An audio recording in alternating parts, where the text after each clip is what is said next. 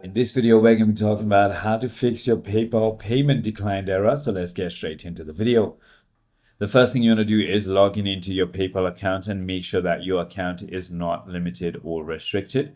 If that is not the case, you might need to simply go ahead and verify your bank card or account and update the expired cards or incorrect details. If that is not the case, you might need to simply go ahead and check your balance or limits, ensure that you have a sufficient balance or credit limit, and contact your bank if you hit the daily limit. If that is not the case, you might need to simply go ahead and confirm the billing information. Make sure that your billing address, zip, postal code, and phone numbers are correct and must match your bank records as well. If that is not the case, you might need to contact your bank to authorize the payment.